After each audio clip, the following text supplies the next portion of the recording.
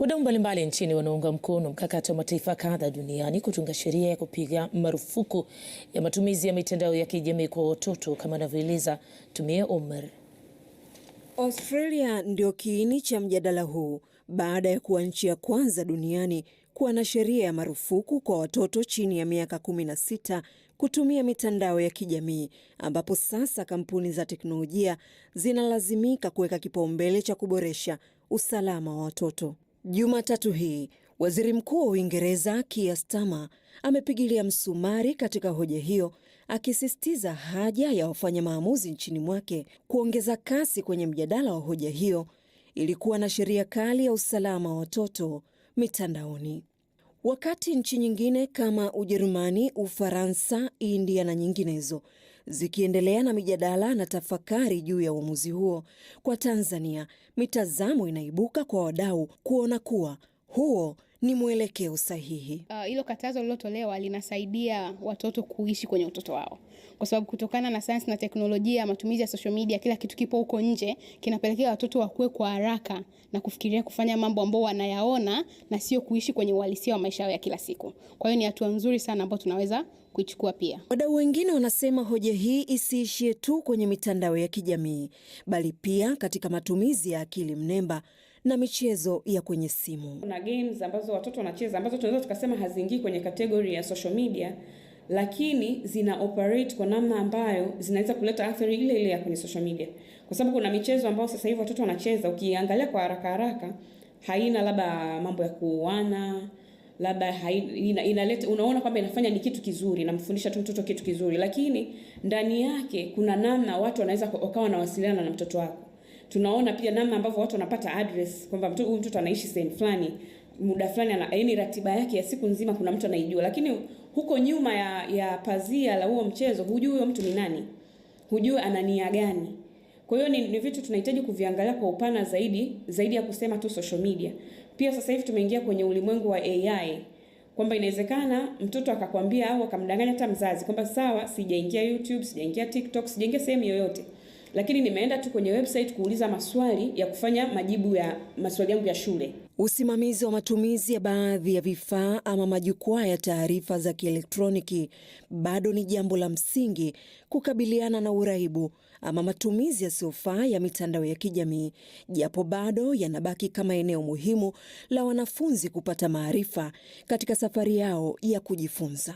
Mitandao ya kijamii inakuwa mara nyingi ikiwa na usimamizi mzuri, inasababisha mtoto au mwanafunzi anakuwa na usimamizi kwa kiwango gani na kwa upana gani wa kutumia hiyo mitandao ya kijamii katika kumjengea uwezo wa kujifunza, ili asiingie katika tabia ambayo ni hasi. Wataalamu wanasema kwa watoto kutumia muda mwingi kuvinjari maudhui yenye madhara yanasababisha akili za vijana kujijenga upya, hali inayosababisha kukumbwa na wasiwasi pamoja na hatari nyingine za kiafya, na ndio sababu serikali za nchi mbalimbali zinalazimika kuchukua hatua hizo. Tumie Omar, Azam News, Dar es Salaam.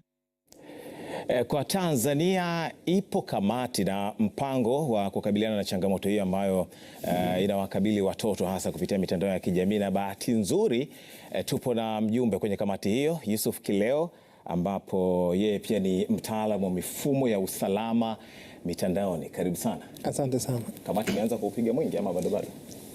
Mchaka ni mrefu na tumeshapiga hatua kubwa sana kama nchi, kwa sababu baada ya uzinduzi tulikuwa tumekubaliana mambo matatu ndio tutayafanya kama nchi. Swala la kwanza ilikuwa ni masuala ya awareness, kuhakikisha kwamba watu wanapata uelewa wa nini kinaendelea, matatizo yako vipi, kutokana na ile research ambayo ilifanyika tunatakiwa kwenda vipi.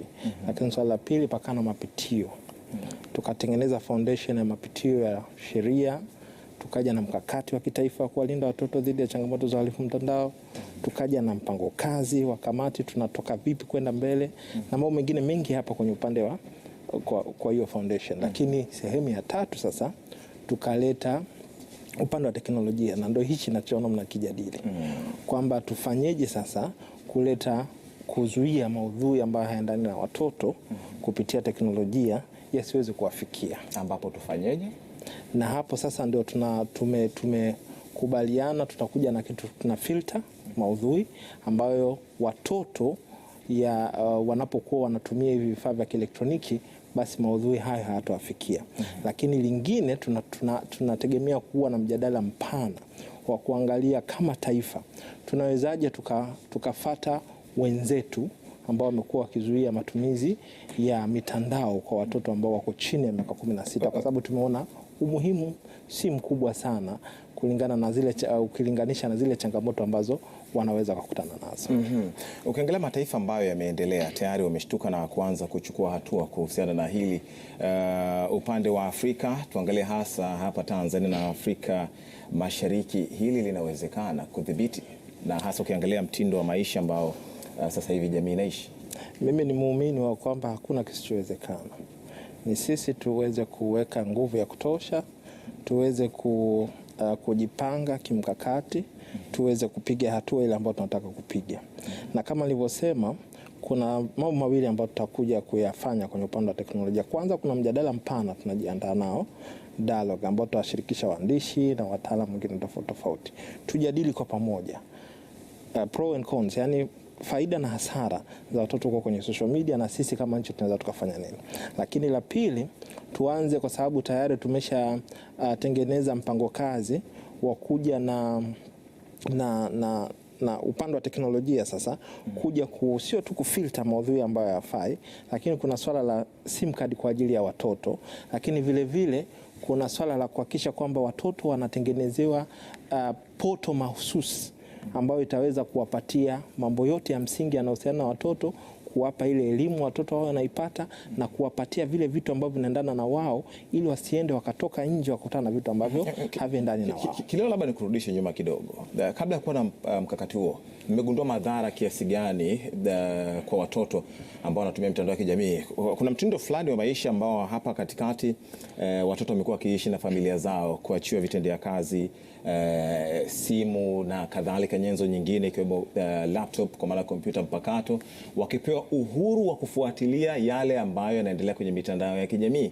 Ukiangalia uwezo wao kuchagua lipi la kubeba na lipi lisilo, pengine ikawaathiri. Nyinyi mmegundua kuna changamoto kubwa kiasi gani kabla kuja na mkakati huo? Tulifanya utafiti mwaka 2022 ambao ndio wa mwisho, although tunajiandaa na utafiti mpya ambao ulihusisha miaka 12 mpaka 17. Na pale ukiangalia tuliona 67% ya watoto wa Kitanzania wanatumia mitandao, na 4% kati yao wameshaathirika na changamoto mbalimbali zilizopo kwenye mitandao. Kuna masuala ya udhalilishaji mtandaoni, kuna masuala mafataki mitandao, kuna masuala yale mtoto anacheza game, lakini kwenye game kule anacheza na watu na wanafanya mazungumzo, lakini upande wa pili hatujui ni watu gani. Unakuta watoto wengine wanatengeneza ile bondi kubwa sana na yule mtu ambaye sio mjua, na anamueleza mambo mengi sana ambayo ni pengine ni ya faragha. Kwa 4% kwenye 17, 4 imeathirika. Exactly. Ambapo inatibika hiyo 4. Ndio hiyo sasa tunaifanyia kazi, na ndio maana tukaja na huu mpango kazi, ili tuweze kupambana na kuhakikisha kwamba tunaanza kwenda vizuri, na kama taifa tunaenda mbele na tumalize hii changamoto ambayo ipo kwa watoto. Sasa mimi Yusuf Kileo nakushukuru. Baadaye tutakuwa kwenye uchanganuzi, tutafahamu kwa kina zaidi kuhusiana na hilo. Ni Yusuf Kileo, mtaalamu wa mifumo ya usalama mitandaoni.